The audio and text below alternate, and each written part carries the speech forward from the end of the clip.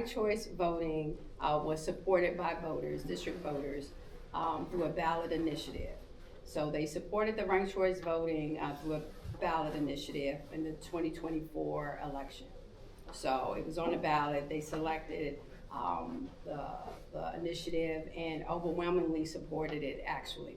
So after that, then the council funded ranked choice voting in the fiscal year 2026 budget. And so now DC Board of Elections will implement ranked choice voting in the June 2026 primary election. So that's a little background on that. So as far as what is ranked choice voting?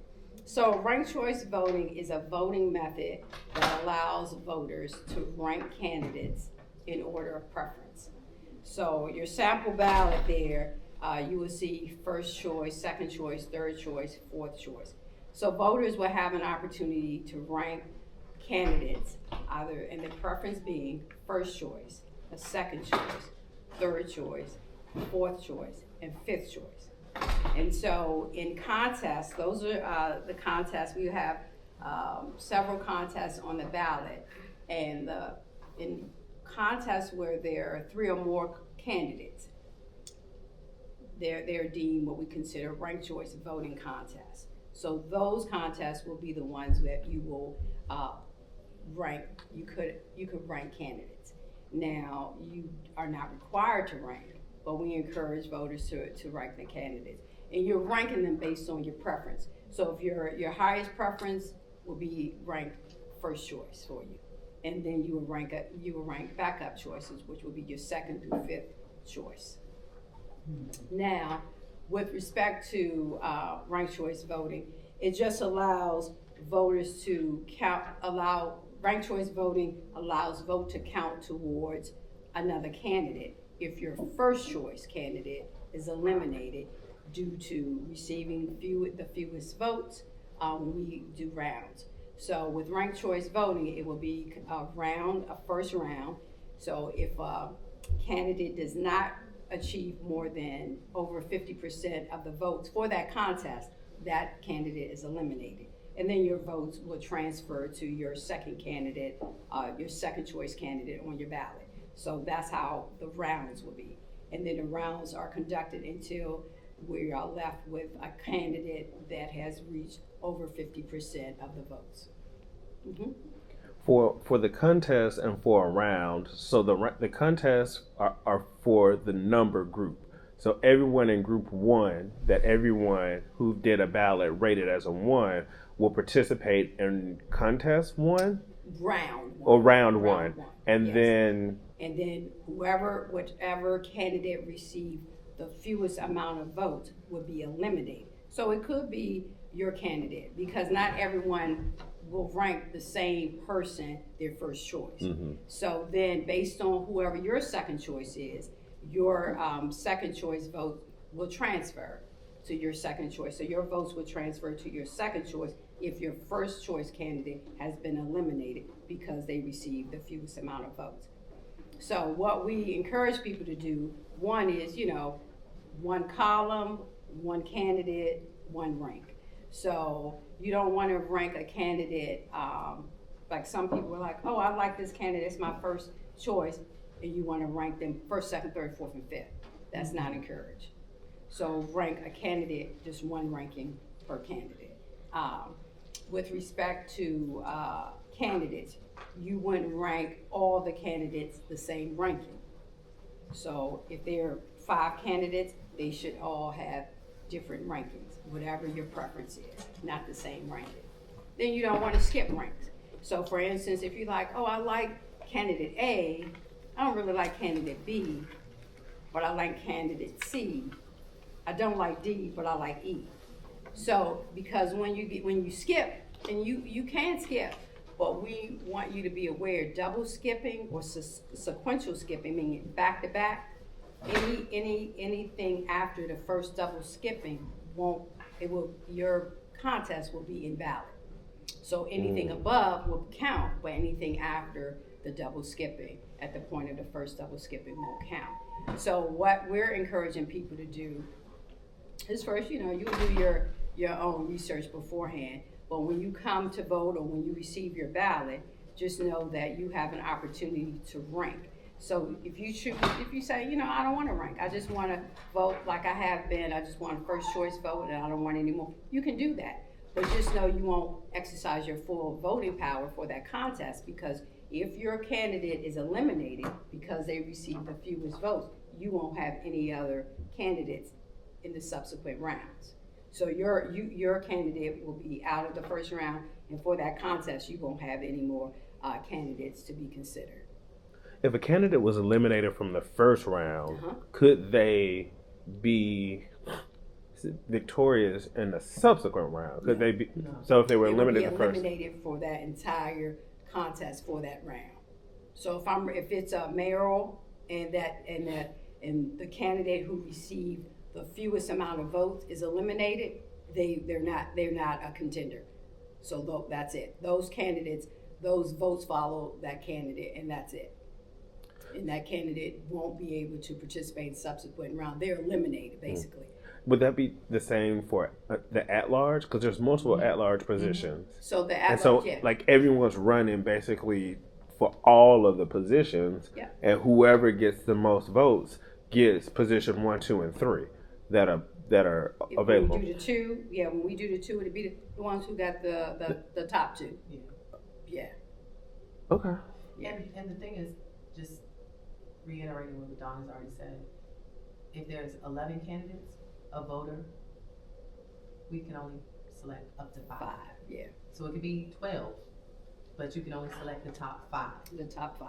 And we won't know the top 5 until the day of the ballot. No, you won't. It's gonna take a while. So you won't know your top 5. You will know your top 5. You won't know the candidates for that contest until the ballots are finalized. So once they're finalized. Okay, for the contest. Once the ballot has been finalized, you're like, oh, so these are the candidates I have. It might be 12 for this race, 3 for this one, 1 for this one. You will know. And then when you go to vote, whether you have your mail ballot or whether you're going in at a vote center, for ranked choice voting, those contests that are eligible must have 3 candidates or more. And it would say rank your first choice, second choice, third choice. You would see that.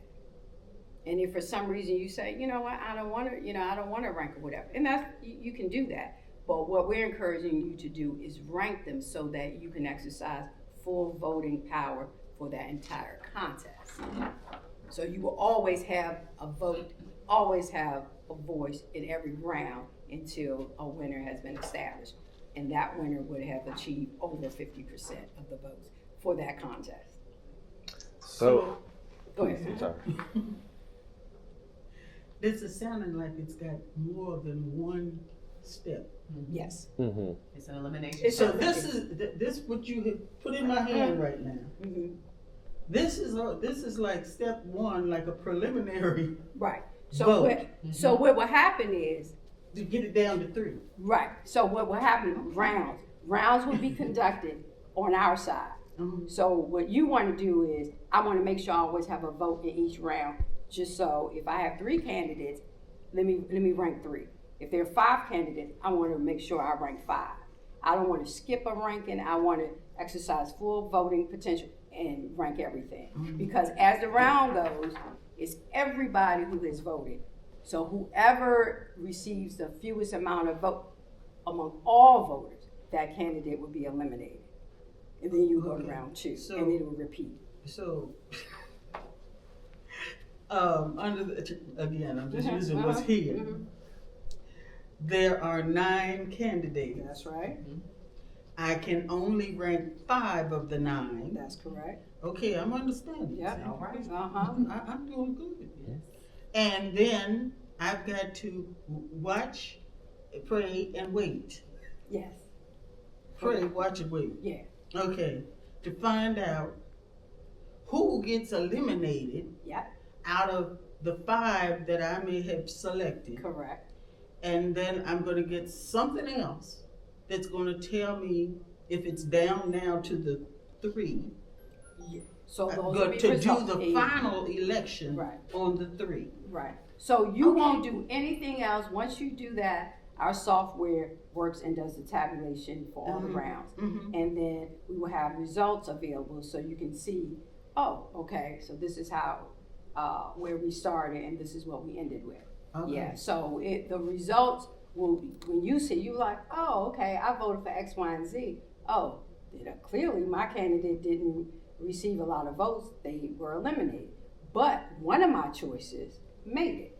And then that person clearly would have received over 50% of the votes for that contest. Okay. And if none of my choices made it, I still get to vote on whoever the three are. So you will always, so you can rank regardless. You can rank. And it is basically a matter of whoever receives the 50% or more of the votes will be deemed the winner of that contest. And the rounds of elimination, for lack of a better word, will kind of keep repeating until you're left with one candidate who has achieved that. Certification of election results tentatively scheduled for Friday, July 17th. And so that's when the results, all results will be released and certified. So up until then, it's really considered preliminary because we wait for the ballots to come in overseas and all of that, so yeah. I want to understand this because I can envision a lot of people not understanding this. We're hoping to, visit, houses of worship across the city, whoever invites us, but to educate people and to make them aware of the new voting method, and for people, neighbors to share, share. So we're relying on faith-based organization, nonprofits, community groups, neighbor to neighbor. We're a school system. We're relying on everyone to help spread the word and to make sure that people are aware. And then if they have questions, they can reach out to us. We have a lab with machines so you can come down and practice if you need practice. Sample ballots. When your mail ballot comes and you might be a little unsure, on our website we will have sample ballots. We may, I believe at some point we will have a video that will walk people through the voting process, ranked choice voting, so that will be available. So we will have educational tools available, but first people need to be aware of the change. Some people don't even know what's coming, and they're registered voters, and they probably could be people who are civically engaged. And like you say, empowered. When you go in, I want to know what I'm doing, or when I receive my mail ballot, I want to be certain that I'm completing my ballot correctly. Right. So I can see a lot of people look at that and say, I don't know what this is, but I want this person, and they fill it in across all 5 spots. Yes, and that's what we want. And we have a lot of that like as a result. I really want him, so I'm gonna do 1, 2, 3, 4, 5. Because it seems logical to just say, right. hey, if I just put this person 5 times, They're then gonna be in all 5 contests. Yep. If you don't know. Yeah. They're only counted one time. We're trying to remove barriers. We're inviting everyone to participate. And so we want you to make sure you get your ballots in on time. So you can go to a vote center, you can do early voting, drop it off, come to the board, or use any mail ballot drop box in the city.